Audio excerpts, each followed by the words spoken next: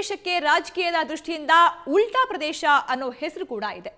ಇಲ್ಲಿನ ಮತದಾರ ಯಾವಾಗ ಯಾರಿಗೆ ಯಾವ ಕಾರಣಕ್ಕೆ ಉಲ್ಟಾ ಹೊಡಿತಾನೆ ಅನ್ನೋದನ್ನ ಹೇಳೋದಕ್ಕಾಗಲ್ಲ.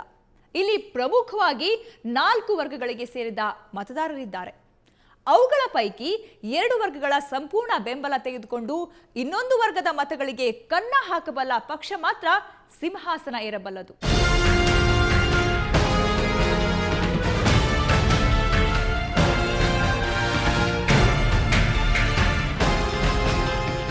ಸಾವಿರದ 1951ರಿಂದ ನಡೆಯುತ್ತಾ ಬಂದಿರುವ ಚುನಾವಣೆಗಳನ್ನ ಗಮನಿಸ್ತಾ ಬಂದ್ರೆ ಒಂದು ಮಾತು ಸ್ಪಷ್ಟ. ಇಲ್ಲಿ ಗೆಲುವು ಸೋಲುಗಳ ಲೆಕ್ಕಾಚಾರಗಳು 4 ಪ್ರಮುಖ ವರ್ಗಗಳ ಮೇಲೆ ಆಧಾರಿತ.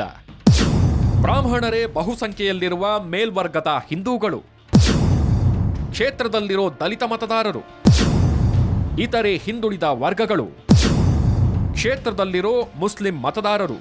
ಈ 4 ವರ್ಗಗಳ ಪೈಕಿ 2ರ ಸಂಪೂರ್ಣ ಬೆಂಬಲ ಪಡೆದು ಇನ್ನೊಂದರ ಮತಗಳನ್ನ ಸೆಳೆಯಬಲ್ಲವರು ಮಾತ್ರ ಇಲ್ಲಿ ಅಧಿಕಾರದ ರುಚಿ ಕಾಣ್ತಾರೆ. उत्तर प्रदेश का जाति समीकरण इस तरह का है कि कोई भी 1 या 2 जाति समूह मिलकर चुनाव का फैसला नहीं कर सकते. यहाँ कम से कम 3 लोगों को साथ होना जरूरी है. 2 जाति समूह और एक जो बड़ा आबादी का सेक्शन है 20% करीब, वही मुस्लिम आबादी का. इन चारों को मिलाकर अपर कास्ट, ओबीसी, दलित और मुस्लिम आबादी, इन चारों में से किसी को भी कम से कम 2.5 लेना पड़ेगा, तब गुंजाइश हो सकती है. केवल कोई 2 मिलकर चुनाव का फैसला नहीं कर सकते. ये अब तक का इतिहास रहा है उत्तर प्रदेश की राजनीति. ಇದೇ 2.5 ವರ್ಗಗಳ ಥಿಯರಿ. ಈ ಸಲ ಭಾರತೀಯ ಜನತಾ ಪಕ್ಷ ಮೇಲ್ವರ್ಗದ ಹಿಂದೂಗಳ ಮತವನ್ನ ಸಾರಾಸಗಟಾಗಿ ತನ್ನ ಬುಟ್ಟಿಗೆ ಹಾಕಿಕೊಳ್ಳುತ್ತೆ ಅನ್ನೋ ಲೆಕ್ಕಾಚಾರ ಇದೆ.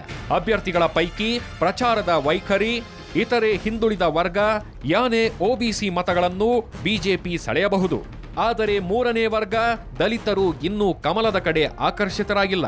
ಇದು ಹೊಡೆತ ಕೊಡಬಹುದು ಅನ್ನೋ ಸಂದರ್ಭದಲ್ಲಿ ಬಿಜೆಪಿ ಪಾಳೆಯಕ್ಕೆ ಸಮಾಧಾನ ಕೊಡುವ ಅಂಶವೊಂದು ಈ ಸಲ ಇದೆ. ಉತ್ತರ ಪ್ರದೇಶದ ಮುಸ್ಲಿಂ ಮತದಾರರು ಈ ಸಲದ ಚುನಾವಣೆಯಲ್ಲಿ ಯಾವುದೋ ಒಂದು ಪಕ್ಷದ ಪರವಾಗಿ ನಿಲ್ಲೋದಿಲ್ಲ.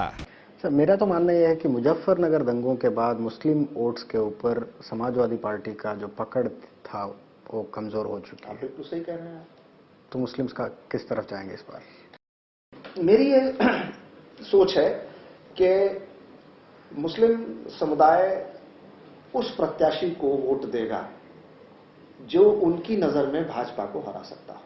अच्छा, यानी कि भाजपा के अलावा सेकंड राइवल पर जो भी होगा, वो मान लें बीएसपी का कैंडिडेट हो, वो कांग्रेस का कैंडिडेट हो, वो समाजवादी पार्टी का कैंडिडेट हो, इन तीनों में से जहां पर भी मुस्लिम समुदाय को लगेगा कि ये एक बेहतर प्रत्याशी हो सकता है, राइवल मजबूती से लड़ सकता है, और अगर हमारा एक मुश्त इसको वोट मिल जाए तो ये प्रत्याशी भाजपा को हरा सकता है, बीजेपी को हरा सकता है. ಎಸ್, ಈ ಲೆಕ್ಕಾಚಾರಕ್ಕೆ ಒಂದು ಲಾಜಿಕ್ ಇದೆ. ಉತ್ತರ ಪ್ರದೇಶದ ಬಹುತೇಕ ಮುಸ್ಲಿಂ ಮತದಾರರು ಕಾಂಗ್ರೆಸ್ನ ಕೈ ಬಿಟ್ಟು ಯಾವುದೋ ಕಾಲ ಆಗಿದೆ. ಕಳೆದ ವಿಧಾನಸಭಾ ಚುನಾವಣೆಯಲ್ಲಿ ಸಾರಾಸಗಟಾಗಿ ಮುಸ್ಲಿಂ ಮತಗಳು ಸಮಾಜವಾದಿ ಪಕ್ಷಕ್ಕೆ ಹೋಗಿದ್ದು, ಅದರಿಂದಲೇ ಅಖಿಲೇಶ್ ಯಾದವ್ ಮುಖ್ಯಮಂತ್ರಿಯಾಗಿದ್ದು ಸತ್ಯ. ಆದರೆ ಮುಜಾಫರ್ನಗರ ಗಲಭೆ ಇಲ್ಲಿನ ಮುಸ್ಲಿಂ ಮತದಾರರಲ್ಲಿ ಅಖಿಲೇಶ್ ಯಾದವ್ ಬೆನ್ನಿಗೆ ಚೂರಿ ಹಾಕಿದ್ರು ಅನ್ನೋ ಭಾವನೆ ಮೂಡಿಸಿದೆ. ಇನ್ನು ಅವರ ಪಾಲಿಗಿರುವ ಆಪ್ಷನ್ ಮಾಯಾವತಿಯವರ ಬಹುಜನ ಸಮಾಜ ಪಕ್ಷ.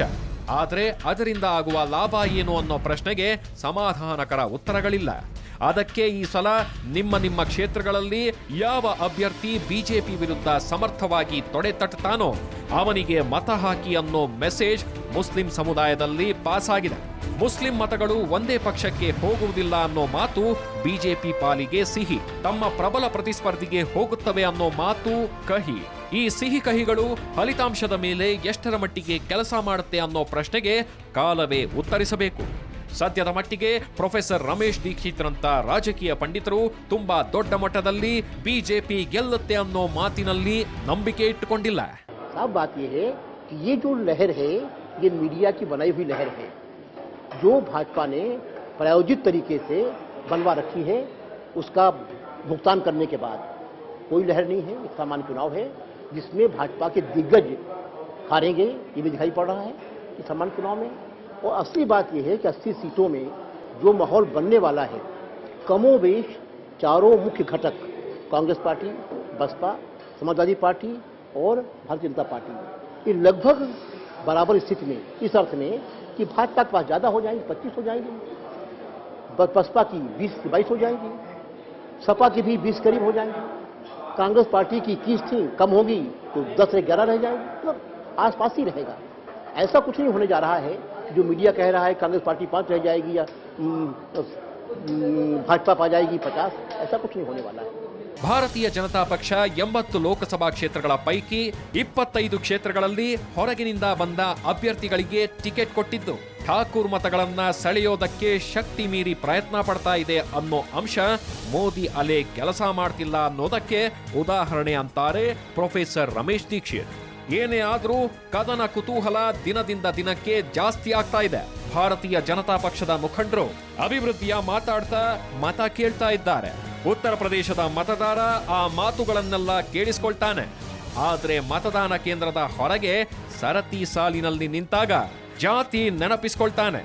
ಇದು ನರೇಂದ್ರ ಮೋದಿ ಅವರಿಗೆ ಸ್ಪಷ್ಟವಾಗಿ ಗೊತ್ತು. ಹೋಮ್ ಪಿಚ್ನಲ್ಲಿ ಆಡೋದಕ್ಕೂ ಇನ್ನೊಬ್ಬರ ಪಿಚ್ನಲ್ಲಿ ಆಡೋದಕ್ಕೂ ತುಂಬಾ ವ್ಯತ್ಯಾಸ ಇದೆ. ಪಿಚ್ಗೆ ತಕ್ಕಂತೆ ಆಟ ಬದಲಿಸಿಕೊಳ್ಬೇಕು. ಅದು ಅಮಿತ್ ಶಾರಿಗೆ ಗೊತ್ತು. ಇಬ್ಬರ ಮನಸ್ಸಿನಲ್ಲಿ ಅದೇನೇನು ಲೆಕ್ಕಾಚಾರಗಳಿವೆಯೋ, ಇನ್ನೂ ಉರುಳಿಸದ ದಾಳಗಳಾವ್ಯಾವಿವೆಯೋ ಯಾರಿಗೆ ಗೊತ್ತು.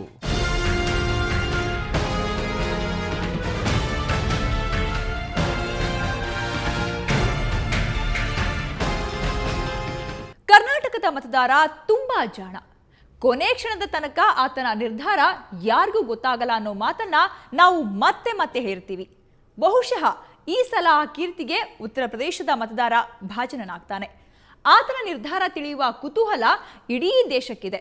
ಅದೇ ರೀತಿ ಅನೇಕರ ಕುತೂಹಲ ಇರೋದು ಉತ್ತರ ಪ್ರದೇಶದಲ್ಲಿ ಸೋನಿಯಾ ಗಾಂಧಿ ಮತ್ತು ರಾಹುಲ್ ಗಾಂಧಿ ಪ್ರತಿನಿಧಿಸ್ತಾ ಇರುವ ರಾಯ್ಬರೇಲಿ ಮತ್ತು ಅಮೇಥಿ ಕ್ಷೇತ್ರಗಳ ಸ್ಥಿತಿಯ ಬಗ್ಗೆ. ನಮ್ಮ ತಂಡ ಮುಂದಿನ ಕಂತುಗಳಲ್ಲಿ ಅಲ್ಲಿಂದ ಸಾಕ್ಷಾತ್ ವರದಿ ಕೊಡುತ್ತೆ. ತಪ್ಪದೆ ನೋಡಿ.